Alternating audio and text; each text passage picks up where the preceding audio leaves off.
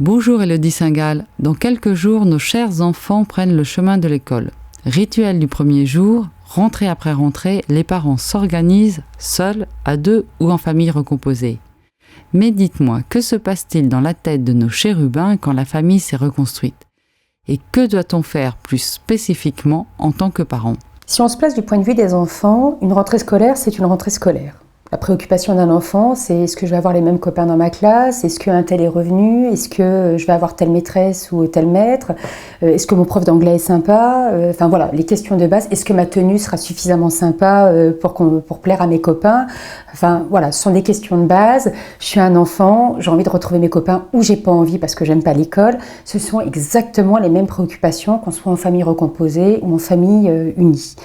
Maintenant, là où on peut retrouver des petites nuances dans la famille recomposée, c'est lorsque l'enfant a une fratrie qui s'est étendue. Lorsque je suis un enfant et que ma maman ou mon papa s'est remarié ou s'est remis en couple et a fait un autre enfant, on peut se retrouver dans une fratrie qui est à inégalité. Et là, ça peut un petit peu complexifier les choses. Et encore, ça dépend aussi de nous, parents, comment on va gérer l'affaire. Je suis un enfant du divorce. J'ai un petit frère et une petite sœur qui a dans la même maison que la mienne ses deux parents. Je peux être jaloux de cet enfant.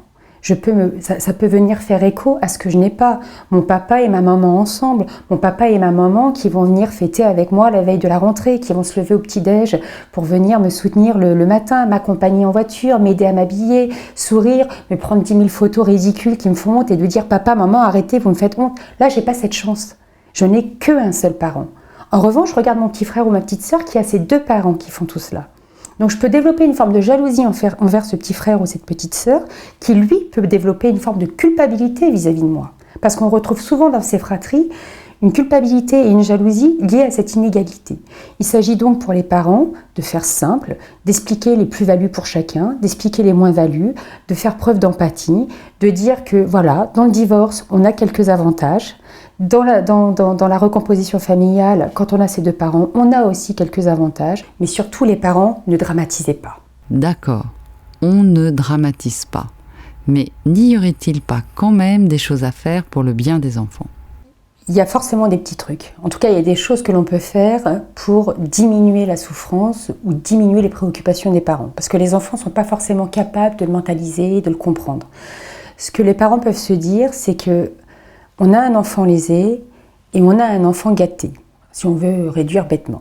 Cet enfant lésé, plus on va mettre en place des petits systèmes, des petits outils pour qu'il soit le moins lésé possible, moins il se sentira frustré et moins le frère et la sœur se sentira coupable.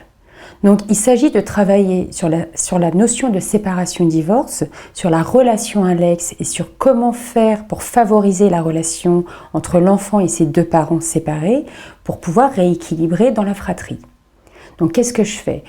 Je demande d'abord à l'enfant, selon son âge, avec qui il souhaite faire cette rentrée. Parce que bizarrement, à 6 ans, il sera peut-être plus proche de papa, à 8 ans de maman, il aura peut-être envie de faire une alternance annuelle, il aura peut-être envie que ce soit tout le temps maman, et c'est pas vexant pour papa, c'est juste une rentrée, et que la rentrée, c'est pour maman. Voilà, dans la tête de l'enfant, c'est maman à la rentrée. Ça veut pas dire que papa n'est pas aimé, mais en tout cas, on peut poser la question à l'enfant, avec qui souhaites-tu faire la rentrée ? Le parent qui est absent, on va tout faire pour l'inclure dans la rentrée.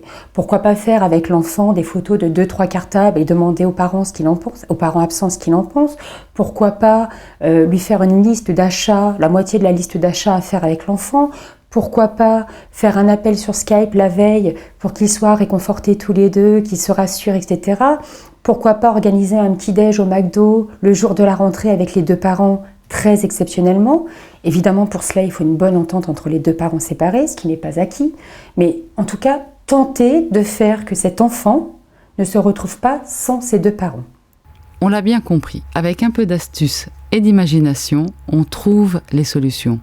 Mais à ce moment précis, quel doit être le rôle et la place des beaux-parents? Alors, les beaux-parents ont une vraie place à jouer dans la famille recomposée et la rentrée scolaire. Mais ils ont une place limitée. La place d'un beau-parent se situe dans le foyer, pas à l'école. Ou alors à l'école parce qu'on a une famille recomposée harmonieuse, qui s'entend bien, tout le monde a envie d'y aller, tout le monde rigole, et pourquoi pas. Dans ce cas-là, c'est à la demande en plus des enfants, on le fait. Quand c'est simple, on le fait.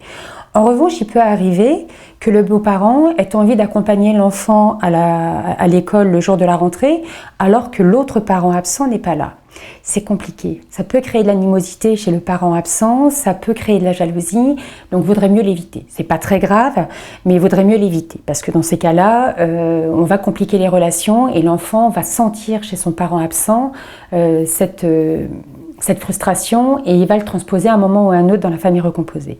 Donc on reste chacun à sa place, on fait attention aux parents absents, on fait attention à l'enfant et on joue sa place de beau-parent en étant un vrai coparent. C'est-à-dire que dans la famille recomposée, pour un enfant, il y a papa, maman, 2 chefs et les beaux-parents, les chefs adjoints. Et leur place est celle qui reste en fonction de leurs compétences et en fonction des places que les parents n'ont pas pu prendre ou n'ont pas voulu prendre. Merci Élodie Saint-Gall et à très bientôt pour d'autres conseils.